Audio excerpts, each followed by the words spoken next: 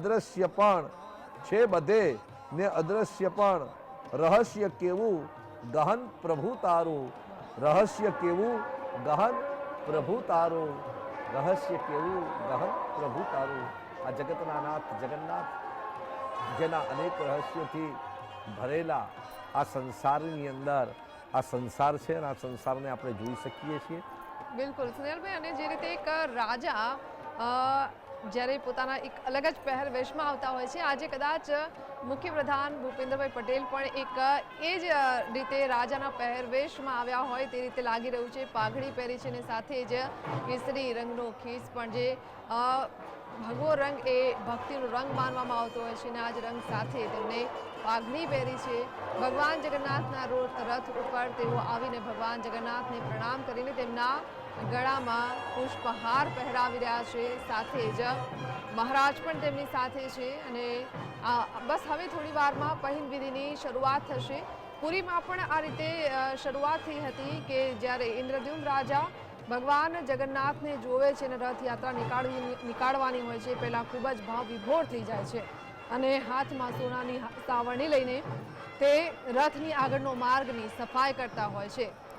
આ એક ઉત્સાહ હોય છે અને આ એક ભક્તિ હોય છે, શ્રદ્ધા હોય છે ભગવાન સાથેની, અને એટલા માટે જ્યારે ભગવાનનું સ્વરૂપ જોઈને ભાવ વિભોર થઈ જાય છે ત્યારે તેમની આગળ કોઈ વ્યક્તિ અમીર કે ગરીબ, નાનું કે મોટું એવું કોઈ હોતું નથી। દરેક વ્યક્તિ એક સમાન હોય છે ને આજે એટલા માટે જ રાજા પણ એક સામાન્ય માણસની જેમ ભગવાન જગન્નાથના દર્શન કરવા માટે આવીને તેમના માર્ગની સફાઈ કરતા હોય છે ને કહેતા હોય છે કે પ્રભુ હવે તમે આગળ વધો અને નગરજનોને દર્શન આપો। બસ હવે સોનાની સાવરણી સાથે તે આ માર્ગને સાફ કરશે।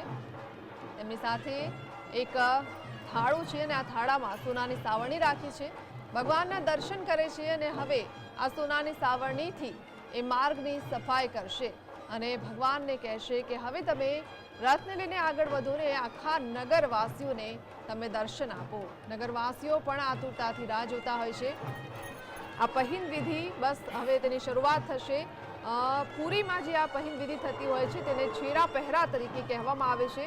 અહીંયા પણ 1990થી પહિંદ વિધિની શરૂઆત થઈ છે અને ત્યારથી લઈને આજ સુધી આ પહિંદ વિધિ રથયાત્રાના દિવસથી ચાલતી આવે છે। આજે પણ એ જ રીતે એ જ પરંપરા સાથે પહિંદ વિધિ યોજવામાં આવી રહી છે। મુખ્યપ્રધાન જે આ રાજ્યના રાજા હોય છે, આ મુખ્ય માણસ હોય છે, તે આ પહિંદ વિધિ કરતા હોય છે અને અત્યારે પણ ભૂપેન્દ્ર પટેલ સોનાની સાવરણી લઈને એ માર્ગની સફાઈ કરી રહ્યા છે। આ એક અલૌકિક દ્રશ્ય કહેવાય છે કે જ્યારે ભગવાન જગન્નાથ પોતાના રથયાત્રાને લઈને ભક્તો સાથે, ભાઈ બહેન સાથે આ રથને લઈને પસાર થતા હોય છે ત્યારે નગરનો રાજા તેમના રથની આગળનો માર્ગ સાફ કરતા હોય છે। આ એક ભક્તિ છે એક રાજાની, એક એ રાજ્યના મુખ્ય વડાની કે જે ભગવાનના આશીર્વાદ તો લે છે, પરંતુ આશીર્વાદ પોતાની માટે નથી હોતા, પરંતુ આ રાજ્યના વાસીઓ માટે હોય છે કે આ રાજ્યમાં સુખ શાંતિ બની રહે, સાથે જ સૌ લોકોનું કલ્યાણ થાય, એ જ આશા સાથે રાજ્યનું મુખ્ય પ્રધાન ભગવાન જગન્નાથની આગળ નતમસ્તક થતો હોય છે અને તેમનો માર્ગની સાફ સફાઈ કરતા હોય છે અને એ જ સાથે એ આશીર્વાદ પણ માંગતા હોય છે કે ભગવાન જગન્નાથ તું લોકોનું કલ્યાણ કરજે, અમારા રાજ્યની સુખાકારી હંમેશા બની રહે, એ જ આશીર્વાદ નગરનો મુખ્ય વ્યક્તિ એટલે કે મુખ્ય પ્રધાન કહો કે આ રાજ્યના રાજા કહો આજે ભગવાન સમક્ષ એ જ માંગણી કરતા હોય છે અને એ જ સાથે પહિંદ વિધિ પણ અત્યારે હવે સંપન્ન થઈ છે। બસ હવે થોડી વારમાં ગજરાજ પ્રસ્થાન થશે અને ત્યારબાદ રથયાત્રા ની શરૂઆત થશે। હવે ખલાસી ભાઈઓ પણ આ રથયાત્રામાં જોડાઈ ગયા છે રથોને ખેંચવા માટે, કારણ કે પહિંદ વિધિ પૂર્ણ થઈ છે।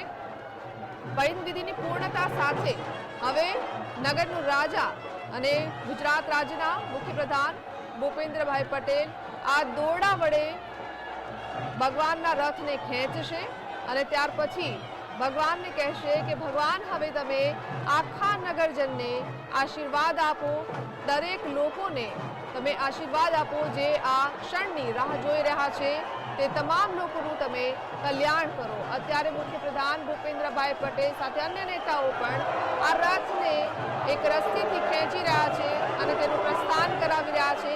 ખૂબ જ અલૌકિક દ્રશ્ય છે. રથયાત્રાની શરૂઆત થઈ ગઈ છે.